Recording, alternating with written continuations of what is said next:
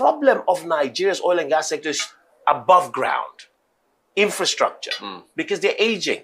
If you look at some of the plants we're running Clark compressors installed in 1974. Wow. It's older than most people. Yeah, it's older than me. We have pipelines that were installed in 1969. Yeah. There's no practical, well thought of industry that would operate like that efficiently. Hello everyone and welcome back to Obas Trending Gist. Today we are taking a critical look at Nigeria's pivotal oil and gas sector with recent economic shifts, including the removal of fuel subsidy.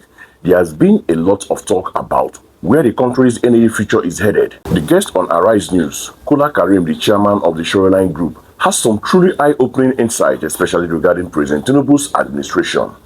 He calls recent government action an amazing game changer for industry. So let us watch this clip and then I'll break down exactly what that means. So sit back and take a watch. Okay, speaking of Nigeria, thanks for bringing that up. I want to get your thoughts on where the country is going at this point in terms of oil and gas and the diversification of energy.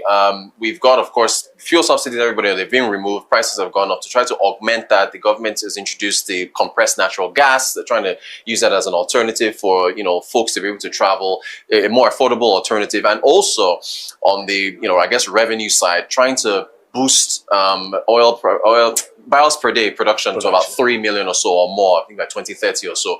What do you make, I guess whichever one you want to take first, what do you make of those initiatives? Let me unpack that slowly. Yeah. The first thing is what President Bola Tinubu's government has done is an amazing game changer for the oil and gas industry.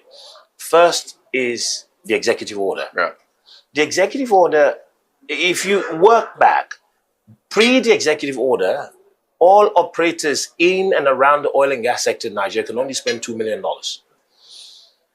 Cap. Yeah. Cap. Yeah.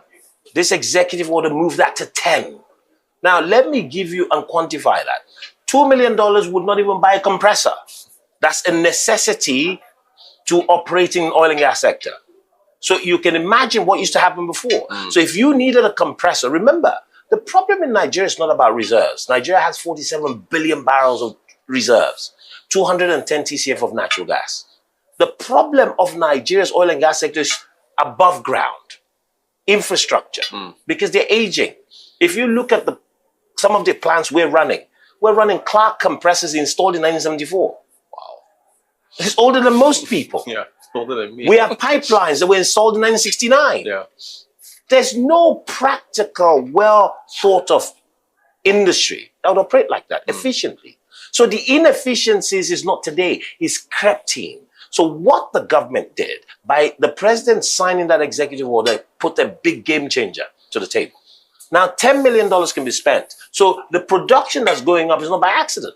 So companies like ourselves can go out, buy equipment, get them flown in, install them, and natural production's going up. That's on one side. Yeah. So if you see what we're enjoying, Nigeria is now what, 1.6, 1.7 million barrels? Right. And on the up, there's a target of 3 million. Nigeria has had more rig count than we've seen in the last 30 years. That's right. Yeah. Why? Because the executive order has made it easy and streamlined a lot of investments in the industry by making it very, very easy to get things done. Okay. So a lot of drilling activity is taking place. Interface with NNPC is streamlined. The communities, more importantly, must be brought to book by saying these guys have been wonderful. The PIA has brought everyone to work together because look, at the end of the day, 90% of our foreign exchange earnings from oil and gas. That's right. Yeah. So it doesn't matter how you look at it. If the oil and gas industry catches a cold, Nigerian economy will catch a cold. Right. So we never forget that is what this government has done. Take the bull by the horn, focus on that sector, make sure they're delivering, and the president setting the 3 million. Now you see all the drilling rigs coming in. We will achieve and surpass that. The problem we're seeing is, yes, there's a dislocation, the Russia-Ukraine crisis. The US president, what did he say? Drill, baby, drill. Yep. Right? Yep. So why is Nigeria not drill, baby, drill? So the focus shouldn't be 3 million. The focus target by 2030 should be 5 million barrels. Gotcha. Because America's at 12.5 million barrels now. Yeah. And they want to go to 15. Yeah. Saudi Arabia is 11.5. They want to increase. Think about it. 10 years ago, UAE was producing the same as Nigeria. 2.5 million barrels. Today, they are 4.2. So we should not take this for granted. We need to continue to invest to drive this up. Now, let me unpack the gas. Yeah, CNG, Nigeria with 210 TCF, the gas value chain. Yeah. With 210 TCF, that, to quantify it, we're only on 7th train LNG. That's terrible. Yeah. 7th train LNG. Countries that do not have the size of the reserves we have are on 15th train LNG. If you look at a country like Qatar, they've got 20th train GTL plants working. Only like 2 million people in Qatar. There you go. Right. But Nigeria, the good thing is we're blessed with the reserves. So what do? We focus in growing the gas. You see, you cannot build and increase your oil production without producing more gas. Right. So it's got to work hand in hand. And the real focus is by making them work hand in hand, there's got to be investments directed into the gas sector to optimizing gas production, gas processing. Then comes CNG, right? Government's idea around CNG deployment all over the country is a great one. But what is important is CNG is gas. Right. You have to transport it, and transporting it is not easy because it's got to be safe. Also, the dispensing of CNG also is not in an ordinary dispenser. So the cost to the whole value chain is high. That's got to be looked at. So that way you see, it doesn't matter how many buses you have. Without effective CNG distribution to make them effective, it wouldn't bear the fruits. Gotcha. So those have... Kola Karim didn't hold back. His perspective offers a powerful blend of criticism for past inefficiencies and strong optimism for the current administration's direction. Let us unwrap his key points and consider their broader implications for Nigeria. Firstly, Karim emphatically stated that President Tinubu's government has enacted an amazing game changer for the oil and gas industry through an executive order. This order significantly raised the spending gap for operators in the sector from a mere $2 million to an impressive $10 million. To understand the magnitude of this change, Karim pointed out that the previous $2 million gap was so restrictive it couldn't even cover the cost of a single compressor, which is absolutely essential for oil and gas operations.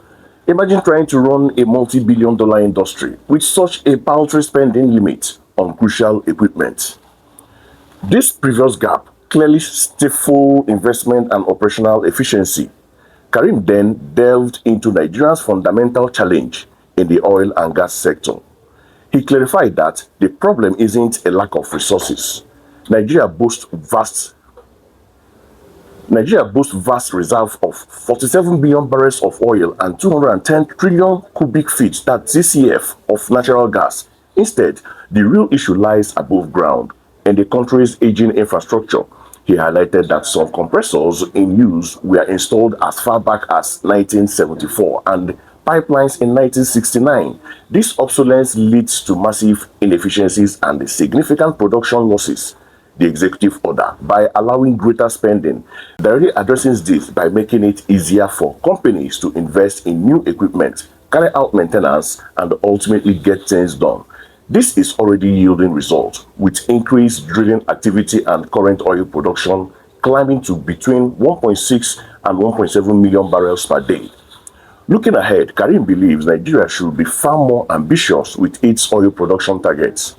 While the government aims for 3 MBPD by 2030, he boldly suggested a target of 5 MBPD. He backed this up with comparisons to other major oil-producing nations. The United States is currently at 12.5 MBPD and they're aiming for 15 MBPD, while Saudi Arabia is at 11.5 MBPD. He also drew a powerful parallel with the UAE, which was producing at a similar level to Nigeria 10 years ago, but has since surged to 4.2 MBPD. This comparison underscores the potential for rapid growth if the right policies and investments are in place.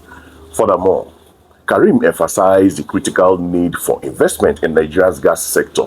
He rightly noted that you cannot increase oil production without also producing more gas, as the two often go hand in hand. He lamented Nigeria's current standing, being only on its seventh LNG train despite its massive gas reserve, in stark contrast with countries with far similar or smaller reserve are operating on their 15th LNG train.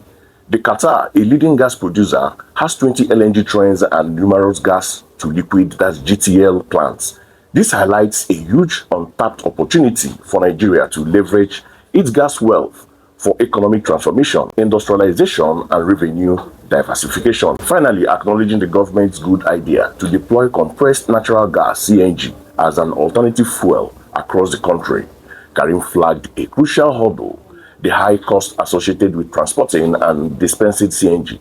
This is a vital point because the affordability and accessibility of CNG are paramount for its widespread adoption and for alleviating the pressure on citizens from fuel subsidy removal. Addressing these logistical and cost challenges will be key to the success of the CNG initiative.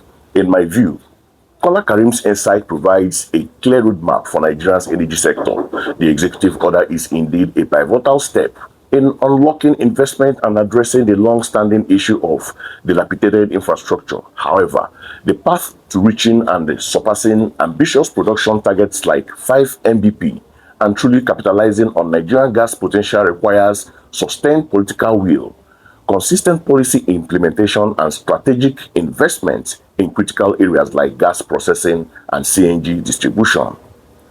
The economic benefit of such transformation, from increased foreign exchange earnings to industrial growth and the cleaner energy alternatives are immense and could fundamentally reshape Nigeria's future.